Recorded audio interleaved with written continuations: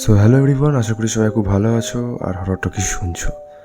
তো আগের সপ্তাহে কিছু পার্সোনাল রিজনের জন্য হরর টকিজের এপিসোড আসেনি, তবে আমার শরীরটা একটু খারাপ ছিল।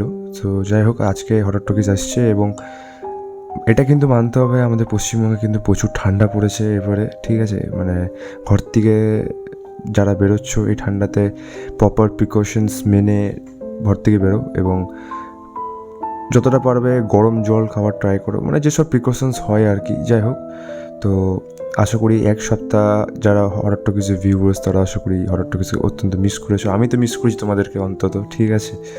সো আজকে যে এপিসোড বা আজকে যে ঘটনার এপিসোড, মানে আজকে যে এপিসোডের ঘটনা একটু খুব ইউনিক ধরনের ঘটনা। এর আগে এমনি ঘটনা আমার তো মনে হয় না যে হরর টকিজে শেয়ার করা আছে। সো আজকে যে ঘটনা পাঠিয়েছে ওর নাম রাহুল বিশ্বাস। রাহুল থাকে দুর্গাপুরে। তো যেভাবে আমাকে ঘটনাটি পাঠিয়েছে ঠিক সেভাবে তুলে ধরছি তোমাদের মধ্যে। হ্যালো দাদা, আমার নাম রাহুল বিশ্বাস, আমি দুর্গাপুর বেনাচিতে থাকি। সো আজকে যে ঘটনাটি আমি তোমাকে সাথে শেয়ার করছি, এই ঘটনাটি আমার পাড়ারই এক বন্ধুর দাদার সাথে ঘটে যাওয়া এবং খুব মর্মান্তিক একটি ঘটনা। এবং আজও আমাদের কাছে বলতে গেলে জিনিসটা অস্পষ্ট যে ব্যাপারটা কীভাবে হয়েছে আর কি। যাই হোক, ঘটনাটি বলি তাহলে তোমরা সবাই বুঝতে পারবে। সময়টা ছিল শীতকাল। শহরে প্রান্তে একটি পুরনো পিজি বাড়ি। নতুন চাকরির জন্য আমার বন্ধুর দাদা মানে কৌশিক সেখানে উঠেছে। ঘর ঠিকঠাক, ভাড়া কম, কিন্তু বাথরুমটা একটু অদ্ভুত। বাড়ির মালিক ঢোকার সময় একটা কথাই বলে দিয়েছিল, রাত 12টার পর স্নান করবেন না। কৌশিক ভেবেছিল গরম জলের ঝামেলা হয়তো, তাই আর কি বলছে। একদিন অফিস থেকে ফিরতে দেরি হলো। শরীর বরফের মতন ঠান্ডা কৌশিকের। ঘড়িতে রাত 12:21। আর থাকতে না পেরে সে বাথরুমে ঢুকে পড়ল। শাওয়ার চালু করতেই গরম জল এলো না, বরং বরফ ঠান্ডা জল পড়তে লাগলো। হঠাৎ সে খেয়াল করলো আয়নার নিজের প্রতিচ্ছবি নড়ছে না। কৌশিক হাত তুলল, প্রতিচ্ছবি কিন্তু হাত তুলল না। তারপর আয়নার ভেতর থেকে আরেকটা হাত বেরিয়ে এসে কাছে ঠেকল। একটা ভেজা কাপা গলা কণ্ঠ তার কানে এলো, আমার পালা শেষ, এবার তোর পালা। শাওয়ার হঠাৎ বন্ধ হয়ে গেল। ঘরের আলো নিভে গেল। বাথরুমের দরজা বাইরের থেকে বন্ধ হয়ে গেল। পরের দিন সকালে পিজির লোকেরা দরজা ভেঙে ঢুকলো।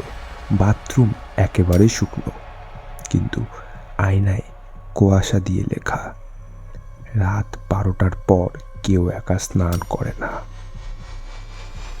কৌশিককে আর কোথাও কেউ দেখতে পায়নি, তাই আজও রাত বাড়লে বাথরুম থেকে শাওয়ারের শব্দ আসে, কিন্তু ভেতরে কেউ থাকে না।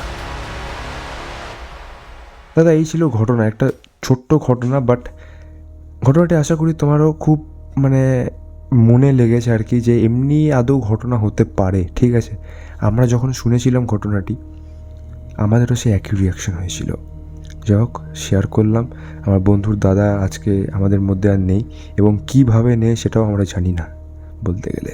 আশা করি ঘটনাটি খুব ভালো লেগেছে। ভালো লাগলে আমাদের হরর টকিজে শুনিও। একটা সাসপেন্স অসপিশিয়াস একটা ঘটনা যে এমনি আদৌ হতে পারে, ঠিক না? মানে আমি যখন ঘটনাটি রেডি করছিলাম আমাদের আজকের এপিসোডের জন্য, ঘটনাটি শুনেই আমার একটা কেমন অদ্ভুত লাগলো এবং ইউনিক লাগলো, ঠিক আছে? তাই আর কি প্রথমে পুরো ব্যাপারটা আমারও একটু হলেও মানে বিশ্বাস হতে চায়নি, বাট রাহুল নিজের নাম্বার দিয়ে দিয়েছে আমাকে সত্যতা যাচাই করার জন্য। যাই হোক, আশা করি হরর টকিজের আজকের এপিসোড, তো যাই হোক, খুবই একটা মর্মান্তিক ঘটনায় এবং খুবই একটা কেমন করে একটা মানুষ আমাদেরকে ছেড়ে চলে গেল, ঠিক না? পুরো কিছু পার্টিকুলার কারণ হবে হয়তো। সো আশা করি আজকের এই এপিসোড হরর টকিজের প্রত্যেকটা ভিউয়ার্সে খুব ভালো লেগেছে। ছোট্ট একটি ঘটনার জন্য এলাম এবং আশা করি সবার খুব মনে লেগেছে ঘটনাটি। দেখা হচ্ছে হরর টকিজের পরবর্তী এপিসোড 116 নম্বর এপিসোড। এবং আর একটা কথা বলি, সবাই একটু সাবস্ক্রাইব করো, কারণ হরর টকিজের ফ্যামিলি কিন্তু 500 সাবস্ক্রাইবার্সে অনেকটাই কাছে। সো 500টা আমাদের খুব জলদি কমপ্লিট করতে হবে, ঠিক তাই না? দেখা হচ্ছে হরর টকিজে 116 নম্বর এপিসোড ঠিক পরে রবিবার ঠিক রাত 11টায়। শুনতে পাবো না হরর টকিজ। Thank you.